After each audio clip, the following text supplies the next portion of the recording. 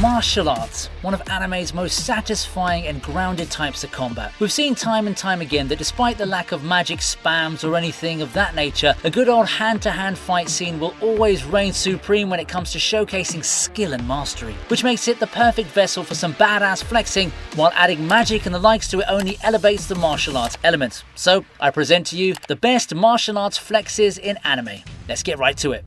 If we're talking about flexing, then this fight scene definitely takes the cake.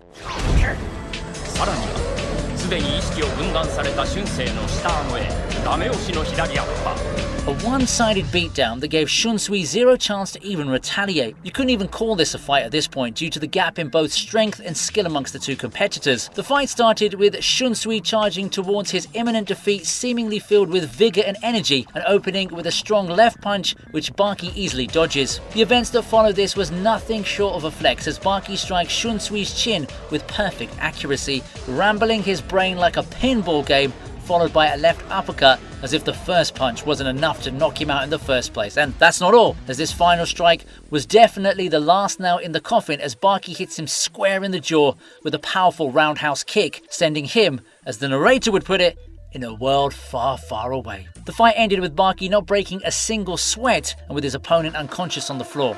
If that's not called flexing, then I don't know what is.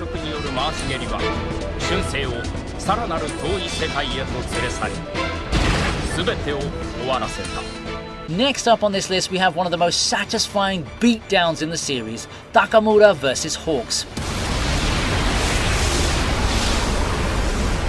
The match started with Hawks gaining the upper hand as Takamura was struggling to keep up with Hawks' unorthodox way of boxing, even losing consciousness for a bit, only barely waking up again to dodge a devastating blow that was headed his way. The match went on with Hawks at an advantage, but it all changed when Takamura lost consciousness. He recalled memories of what happened before the match, which made him snap and retaliated with a flurry of punches fueled by his anger of Hawks. The match was then concluded on round 8 as Takamura's momentum from the previous round just kept on going, eventually resulting in a standing count and Hawks losing the ability to keep on going.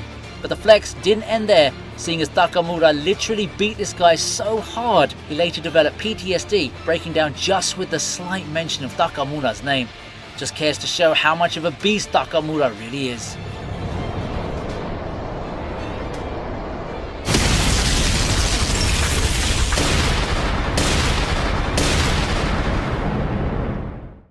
This one here is surely one of the most unexpected fights in the series.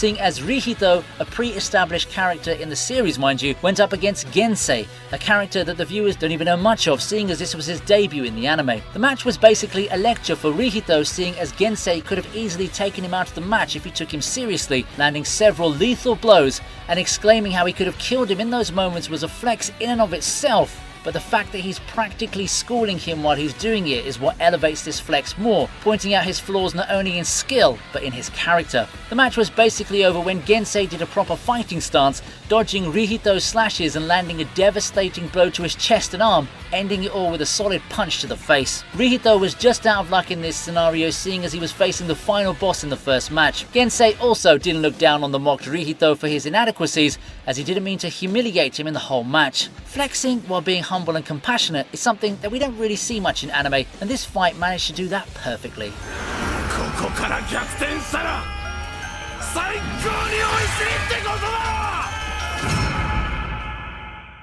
The most recent anime on this list, we have Hell's Paradise with Gabimaru the Hollow himself.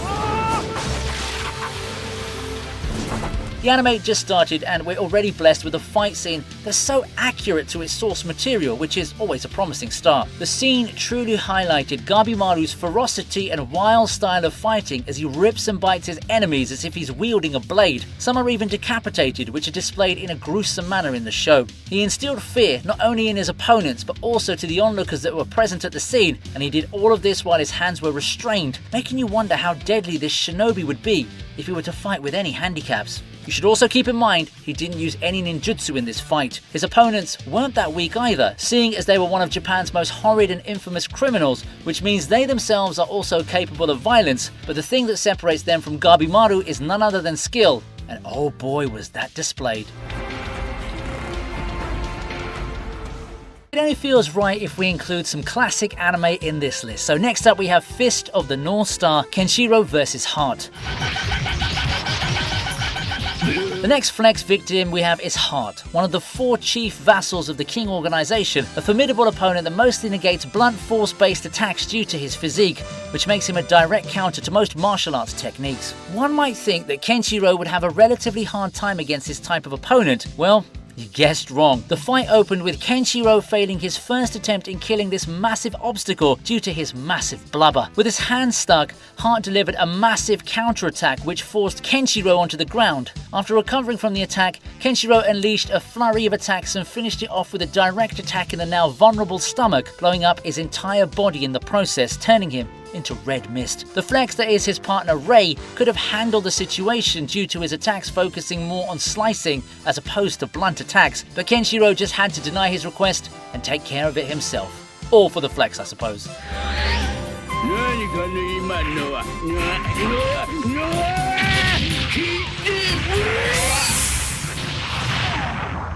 After Takemichi endured the beatdown that he received from Daiju, Mikey makes his entrance in the church with the usual carefree attitude that we love from him, of course.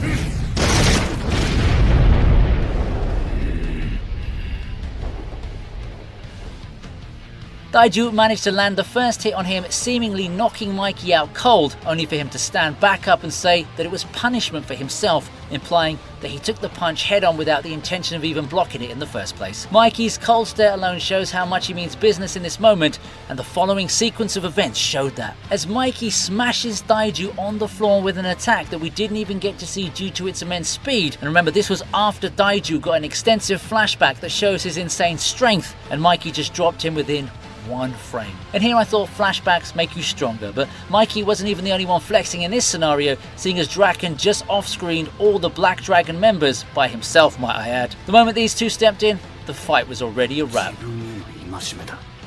Huh?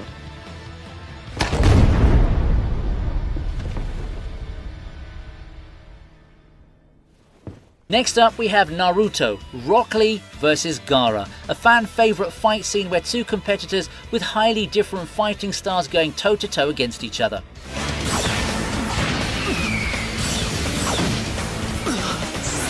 Rock Lee specialises in taijutsu, whereas Gaara focuses more on ninjutsu, 2 highly different people, not only in their preferred fighting style, but also in their personality. The one thing that sets this fight apart is none other than Rock Lee finally showing everyone the fruits of his labour and hard work. And of course, we must mention the iconic weight removal scene, an iconic flex that shows how much of a beast Rock Lee is in close quarters combat, which is shown in how much he overpowered Gaara after removing his weights, moving at such high speed that he only appears like a blur to the audience, to a point that even Gaara couldn't keep up with him. Yeah, he did lose, but it was only by a close margin. Had it been anyone else, Rock Lee would have easily won. But Rock Lee's immense show of power is impressive enough on its own. After all, opening 5 inner gates as a genin is something only prodigies are capable of. Next is this fight from Hitori no Shita.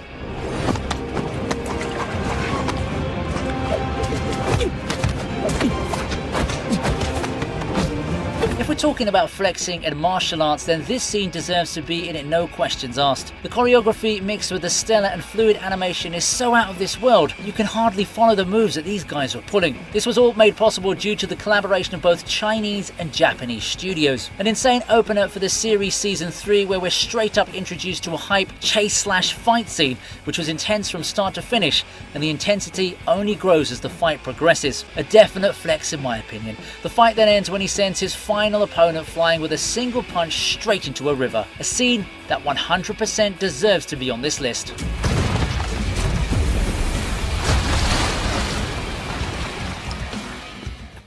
We've finally reached the end, and we have the main antagonist in the Dark Tournament, none other than Toguro, one of Yusuke's arch nemesis.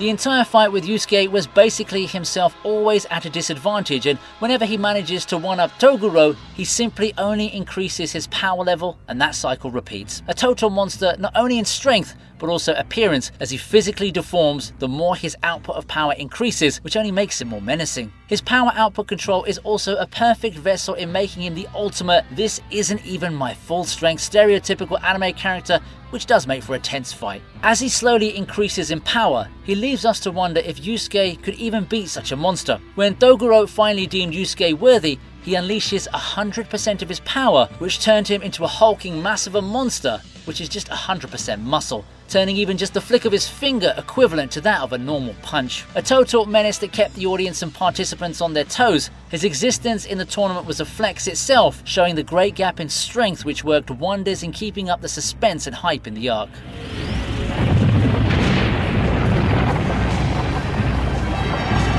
And that's the end of the video. With so many characters mainly utilizing martial arts, this list was a blast to make, and I hope you enjoyed it. Don't forget to like and subscribe, and maybe give me your thoughts in the comment section below. Thank you so much for watching this video.